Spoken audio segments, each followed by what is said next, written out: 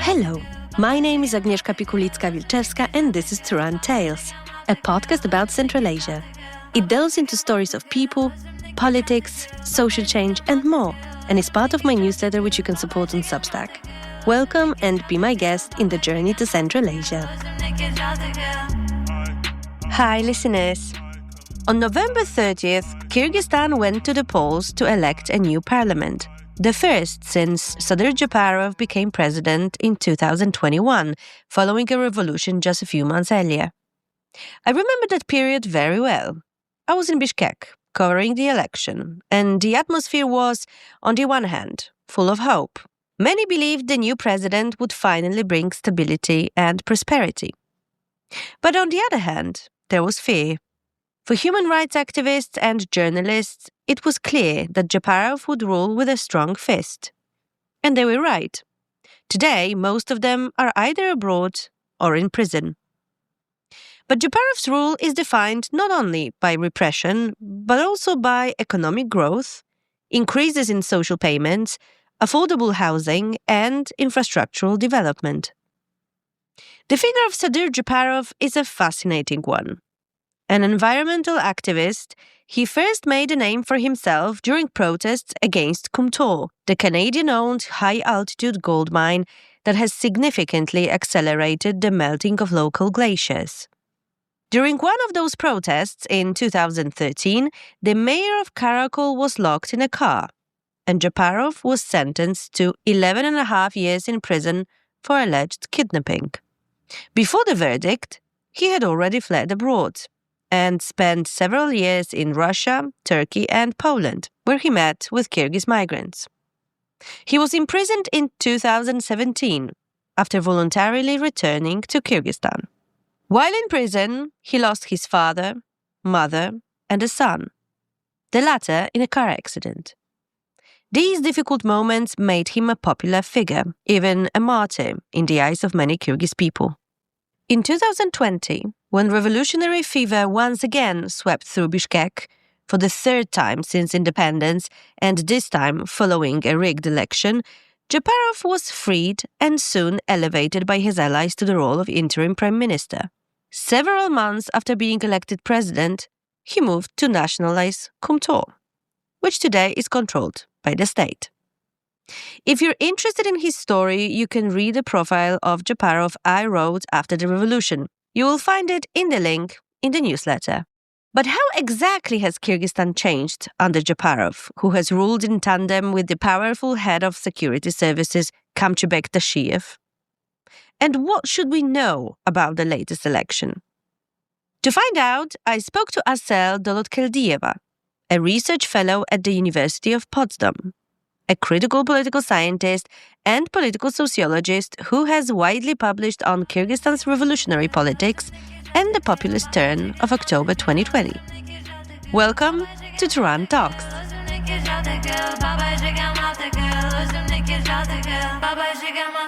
Hi Asel, thank you so much for accepting my invitation. Hello Agnieszka, thanks for having me.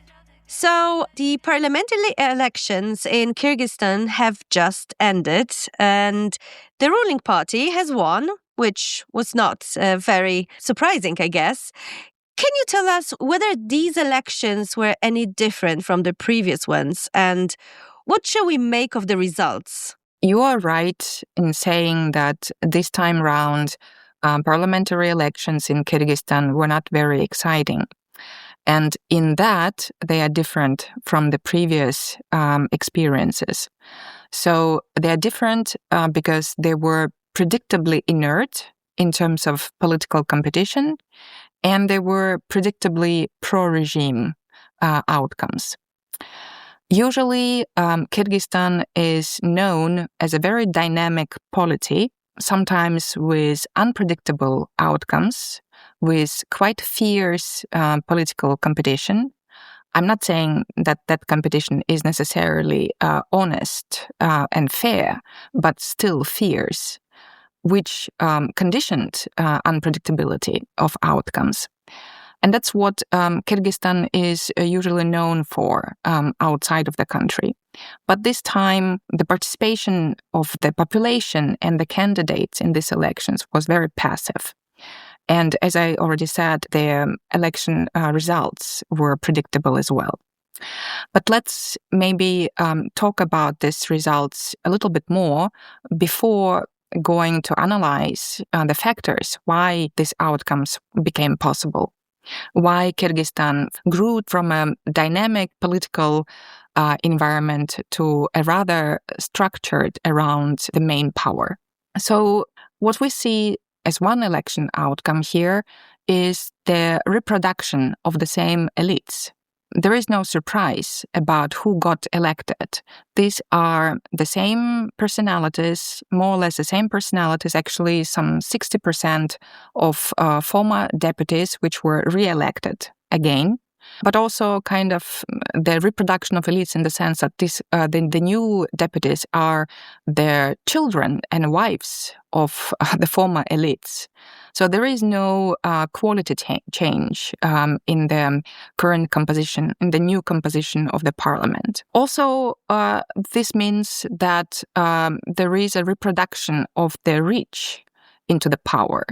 So those who get into the parliament and those who will decide on legislation are coming from the rich strata of society, which means that the poor and the ordinary don't have access to political competition and don't get to decide how the rest of the population will be living for another 5 years. So that divide between the rich and the poor got once again reaffirmed with this election. But when we say that the ruling party was re-elected, what exactly we mean by that? Because I tend to see the ruling party not as a homogeneous bloc, but rather as a networked structure, which consist of different and maybe competing networks around the president, but also around the second person in command, the head of the security forces, and additionally other members of government. So this time round, the political competition was not structured around competing ideas or competing visions for the country, but rather competing loyalties. Which candidate represent what network? Which candidate are loyal to which networks? This was the main structuring element behind the political competition. And this is, though, not predictable yet. We see that the parliament, those who were elected into the parliament are loyal. There are members of elites who are loyal to both the president and the head of security. And this has implications for the future tandem between the two, with maybe some speculations possible to make at this point. Is the parliament has more elements from the Tashiev network or has more elements of the Japarov network?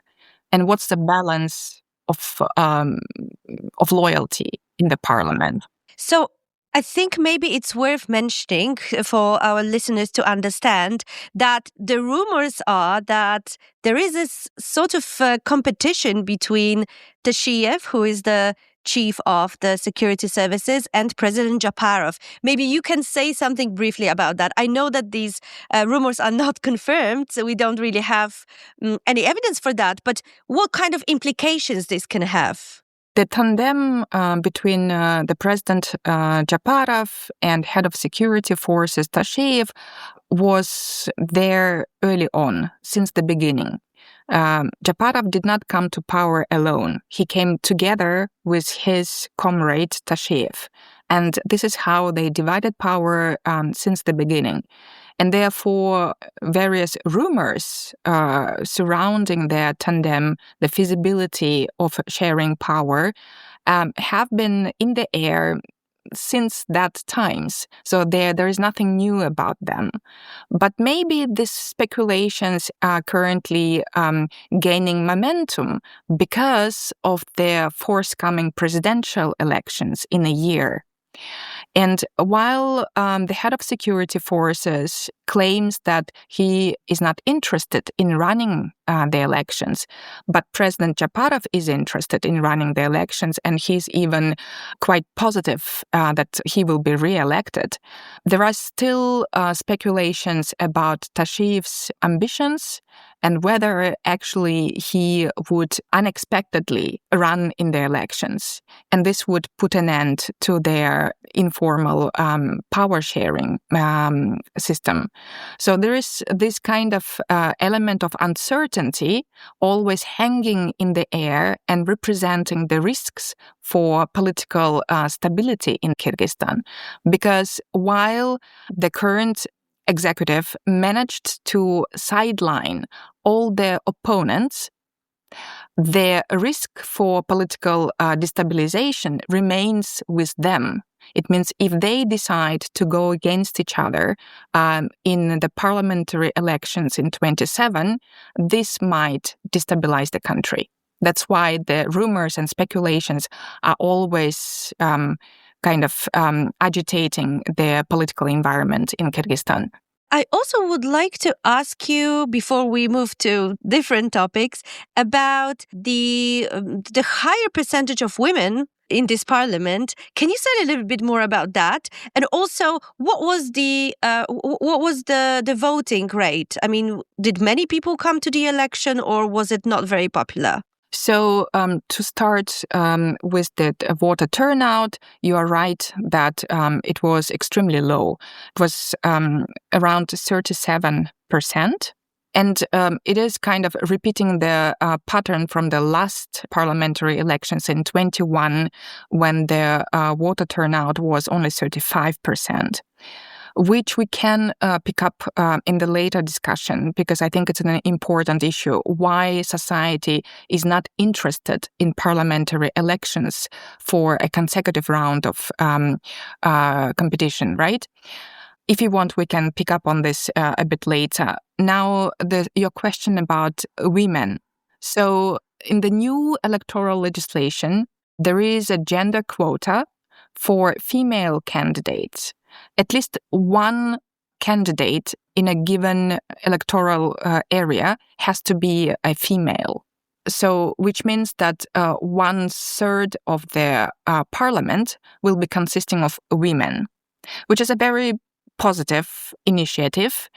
But there are, of course, doubts about the progressiveness of this policy, because we see that in many areas, the female candidates were actually part of the local elites. For example, some candidates are wives, spouses of serving deputies. In that regard, these women being part of the incumbent elite doesn't make them necessarily progressive. So the female quota is a good step forward, but is not the sufficient condition for structural transformation. Let's go back a little bit. So Japarov and Tashiev, the tandem, but mostly President Japarov, came to power on the wave of the last revolution in 2020, which was the last time, basically, that Kyrgyz society took to the streets in such huge numbers. So how has the Kyrgyz society changed over the past 5 years since the revolution? It seems that Japarov and Tashiev have consolidated power and increased their grip on power, their authoritarian rule. But how did this happen? And how has the society changed over this time? I have researched and published on this topic quite extensively. And I did research the populist mobilization in October 2020 with in situ observations and interviews with the protesters. So what I can say from that research is that this populist turn was not just an elite project, was not just a manipulation by Japarov and his team, but it was actually also socially constructed. What I mean by that is that Japarov only made use, very smart use, of the existing chronic dissatisfaction with the elites. So by 2020, Kyrgyz society grew so extremely tired of the parliament, of political parties, of the establishment, that when Japarov proposed to make constitutional changes to shift the power and decision-making to the presidential administration, that move was actually welcomed by significant social groups because of the fatigue with the previous parliament and political parties. So the 120 deputies serving in the parliament were associated with corruption and inefficiency. So they were viewed as plaguing state funds, but not serving the population, not serving the progressive reforms needed for the country. So in that regard, Japarov only proposed something which actually resonated quite well within the society. And today he continues that path of centralization of power in a very narrow circle of decision makers. And the current voter turnout, I see it as a sign of that continuous delegation of power to the president. Society, the Kyrgyz population, show that it's not very much interested in political parties and in the parliament, and still gives a carte blanche to Japarov and his executive to return on his ambitious promises. So he still enjoys popularity within social groups, and this is in parallel with other public grievances around high rising costs of living, inflation, energy crisis, and air pollution in Bishkek. So all those grievances are aired against the government, and there is also quite a seasonality in that. In winter, this kind of grievances tends to increase rather than in spring or summer. But I would say that still the predominant majority of the population wants to give time to Japarov's government to test his reforms and give him time to deliver on his promises. So that's one part of the story, right? That the current administration still enjoys social credit. But there is also the question of fear and intimidation that is coming from the law enforcement bodies. And in the beginning, the muscular politics, which is known in the Kyrgyz language as kusturizatsiya, was attractive to some social groups, because that was an punishment. I'm sorry, can you explain what that is exactly? Because I think this is not a word that is, kind of known by our listeners. So what is kusturizatsiya, if you can explain? Sure. Kusturizatsiya is a kind of a jargon which derives from the Kyrgyz word term kusturu, which means literally to throw back food that you tried to digest. But in the current political environment, it means to force somebody to return the funds that that person embezzled. Basically, it means punishing the corrupt officials and elites who have stolen money from the state in the past. So basically, it is a policy, a government policy that punishes the unlawful enrichment of the elites. And of course, in the beginning, when the government used very muscular politics towards returning the embezzled funds, this move was very much welcomed by the society, which, as I said again, was very tired of elite corruption, endemic elite corruption. But now this Kusturizatsiya is, I think, reaching some sort of limits because their ordinary businessmen, ordinary entrepreneurs, and ordinary critics of the government, just among their, online internet users, are being also involved in repression. And since the Kyrgyz economy is really rests on small and medium entrepreneurship, ordinary businessmen enjoy this very unique standing in society that you cannot really punish ordinary entrepreneurs because they are the basis of the Kyrgyz economy. So I really wonder how this fear and intimidation really will be balanced out, because it is a ticking bomb for the regime if they continue their repressive measures against society. From the past experience, we know that that type of government repression against businesses and against the ordinary critics does not get tolerated far with the previous revolutions. So there is a tiny balance where the current administration should be walking. But to be fair, and to kind of present the whole picture, we need to say that Kyrgyzstan has recorded 10% growth recently. The government has increased social payments and also made some major infrastructural investments, right? I mean, Kyrgyzstan is now one big construction site. Whether it's a good thing or a bad thing, obviously, it's also subject to discussions.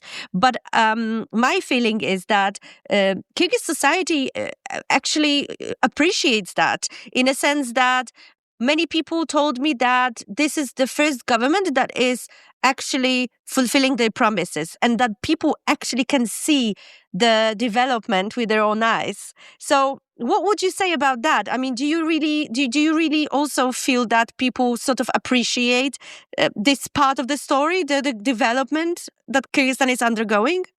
Absolutely. And this is where Japarov's popularity lies. This is what I mentioned, as that Japarov still enjoys popularity and the public credit, because he's been investing new income, new state income, into visible things, into things that people can visualize and appreciate. Indeed.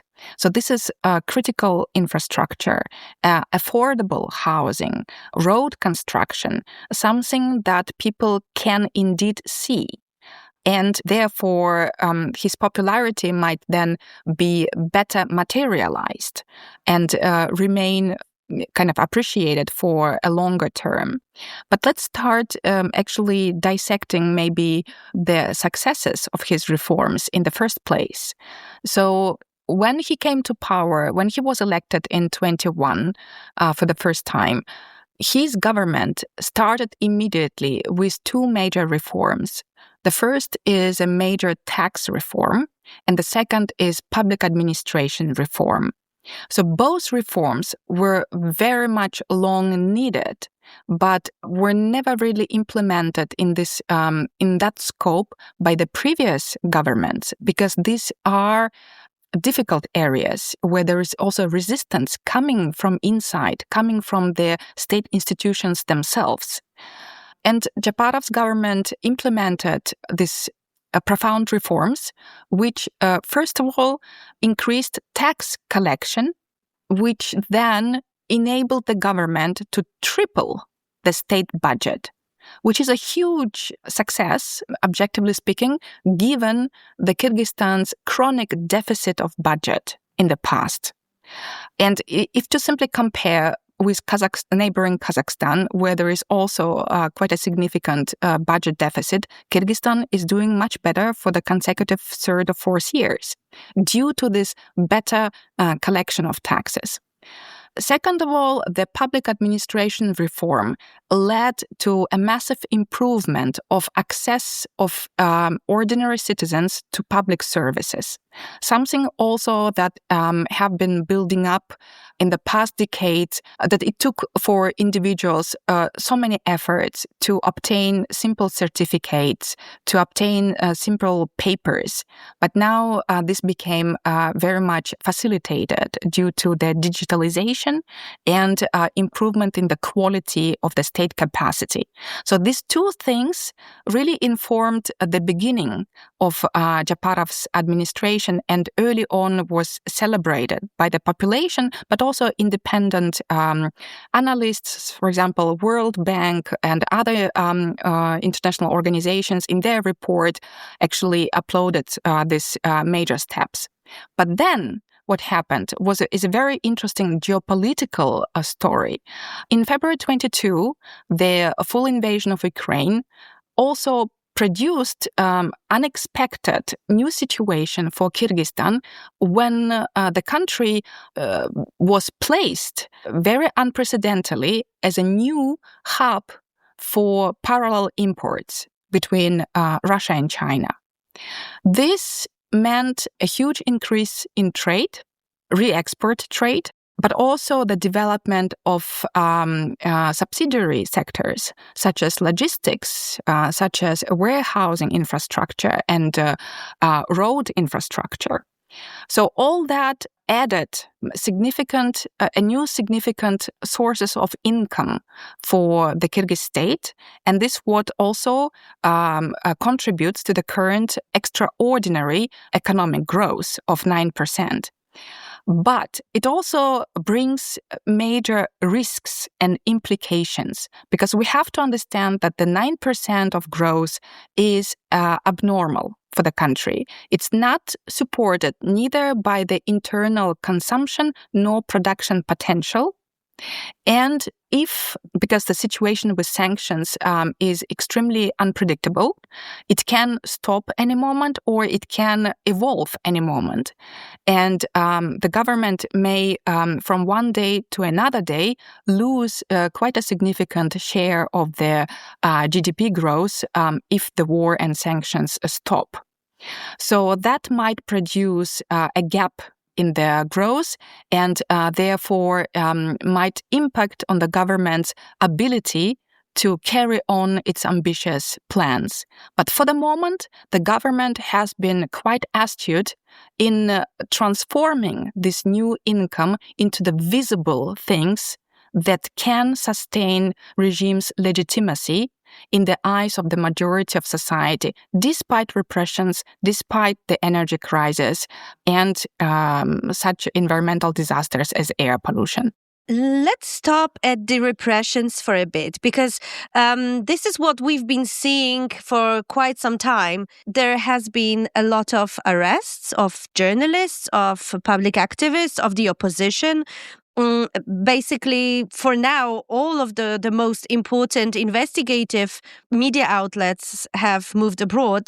Almost all of the journalists that actually wrote about critical issues or who criticized the government are now out of the country. So is there any resistance in society at the moment against authoritarianism of the Japarov-Tashiev tandem?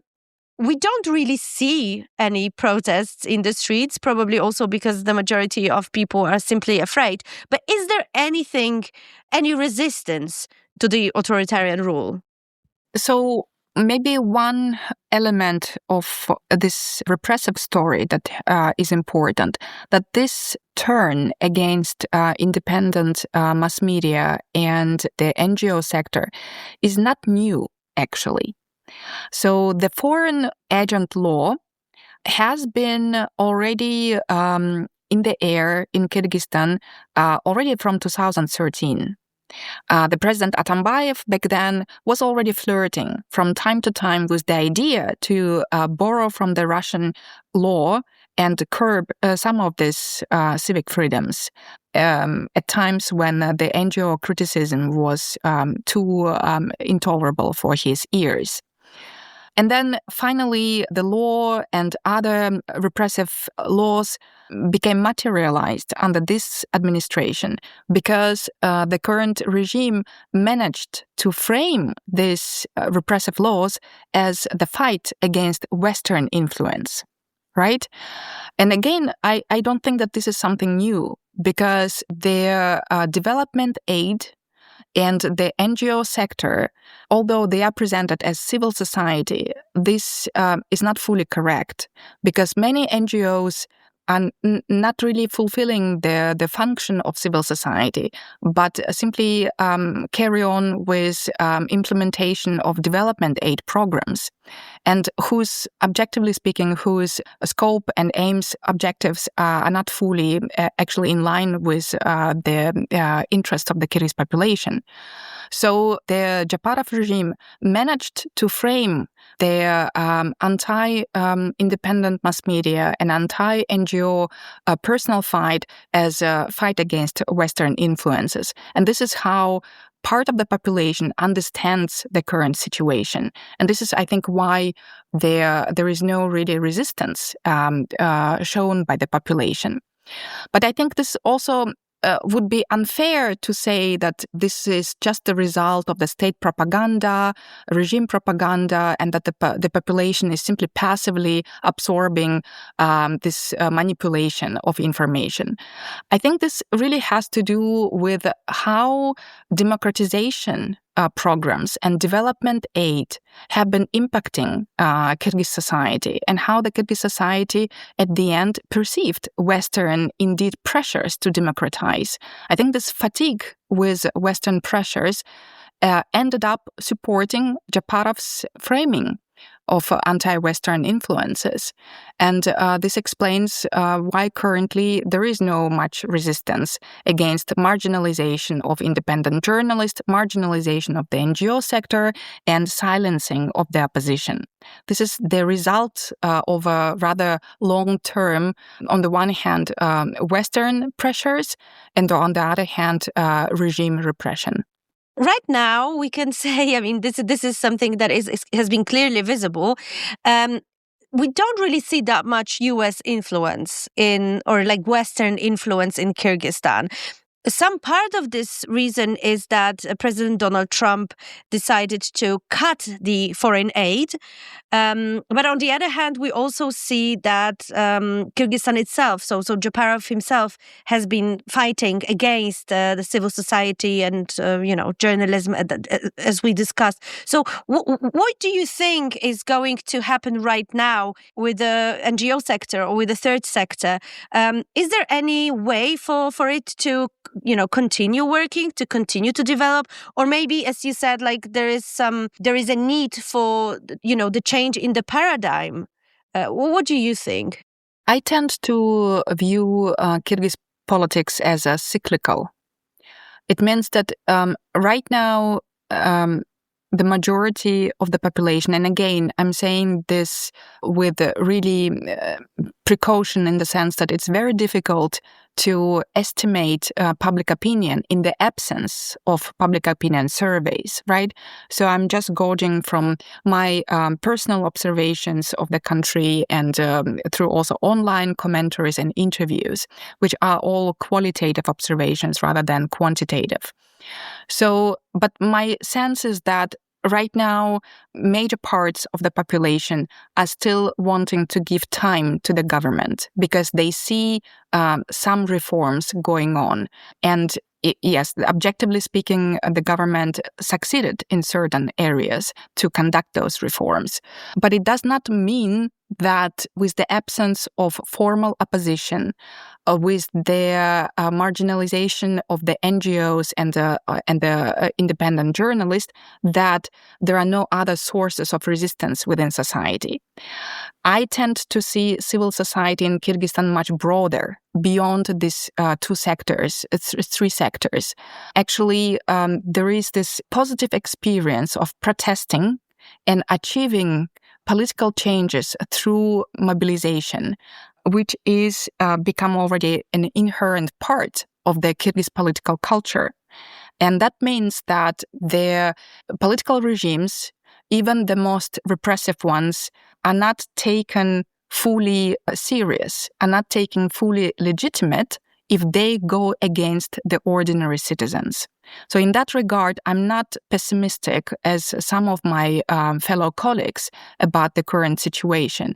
I do think that society is not passive currently and is not fully disinterested in politics. It is simply in the liminal stage where it observes how the transformations and changes and reforms of the current administration, but is not fully demobilized. And the resistance might come, as usually, unexpectedly, as we saw in October 2020.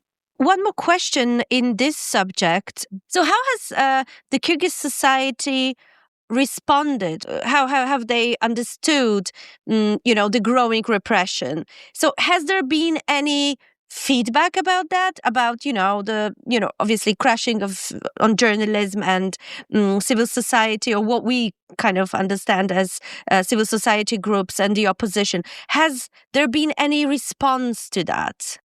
So there is, of course, in private talks, family talks, in online discussions, we see that this type of repression is considered as unnecessary. And this is indeed, it looks unnecessary because the regime is quite popular among the large social groups. So the regime could have done without repressing and would still enjoy legitimacy. So that kind of attempt to control the narrative is considered as unnecessary and counterproductive.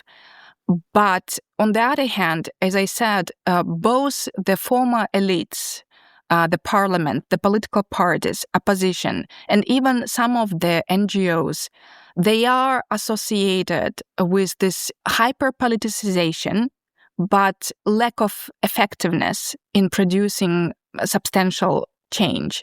And that's why there is no remorse within society about the loss of this opposition and of their NGO sector. What I think is needed, what is wanted within society, is a qualitative elite change. So not the old same faces, but new faces, both within opposition and the civil society. And that might spur interest and have a mobilizational potential. So basically, I think what the Kyrgyz society wants is, on the one hand, quite strong reforms from the government to continue reforming this old and aging infrastructure in almost every sector, and on the other hand, a renewal of civil society, new faces in the opponents, in political parties, and so on. And until there is no such qualitative change, probably the population will place its hope within the administration rather than the civil society. Hey, quick little break. Thanks for listening to Turan Tales. We're a tiny independent show supported by listeners like you. If you like our work, you can get a paid subscription at turantales.substack.com/subscribe or buymeacoffee.com/turantales. Okay, back to the episode. And finally, I wanted to talk to you about another change in the Kyrgyz society, in Kyrgyzstan. So recently, the Ministry of Culture has drafted a code of honor for public discussion. So a code of honor is intended to set moral standards to serve as a guide for the behavior of citizens. I mean, we've seen some attempts to do a similar thing in Uzbekistan during Karimov era. And, this kind of code of honor might not be a totally new thing in Central Asia. But now, in the 21st century, what is the purpose of such a moral guide? And is this something that Sadyr Japarov needs to create his new Kyrgyzstan, which also has become, increasingly used to describe Sadyr Japarov's regime? This is an excellent observation. Maybe to start with, I would say that this kind of moralization is, first of all, not unique to Kyrgyzstan, and second of all, is not unique to authoritarian regimes, although there I would say that moralization comes when legitimacy starts being fragile. So the moral conduct then is designed to supplement fragilization of authoritarian legitimacy. But we also see that currently almost everywhere in the world, Trump is a great example of trying to construct what American patriotism should be looking like, right? In Germany, we have seen some elites' discourses about what foreigners and migrants' moral behavior should be looking like. So I think this kind of attempt to construct the right society is prevalent currently among many different governments across the world. Coming back to Kyrgyzstan, again, this is not new. Also within the temporal dynamic, we have seen similar efforts in 2005 to 2010. During the Bakiyev presidency, there was a similar conduct of honor or moral conduct. I don't remember the exact wording right now, but there was a special position of the state secretary who was responsibilized to conduct such policy among the population. So this seems to be a recurrent feature when regimes try to shape society according to their vision. But of course, there are much more efficient policies which the government should be tackling first and foremost. Until gender violence goes unpunished, we should not be speaking about the moral behavior of men in society. Until the rights of minority groups are enforced and protected, there will be no moral conduct achieved in the country, and so on and so forth. So there are areas where the government could have achieved much better result without resorting to such moralization.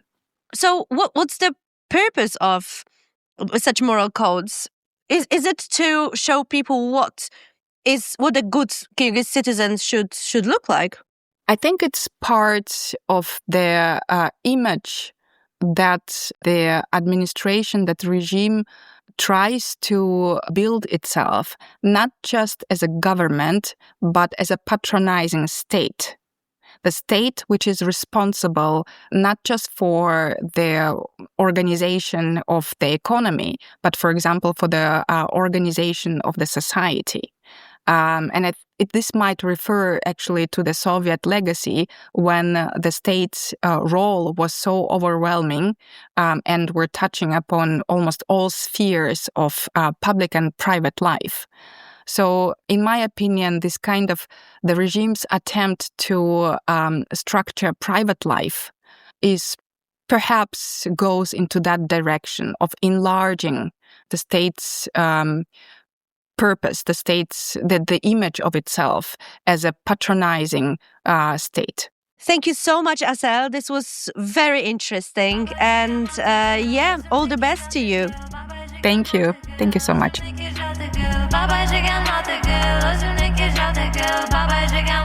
That's it for today. Thank you for listening, and please subscribe to Turan Tales on Substack. I look forward to meeting you there and on my newsletter's social media.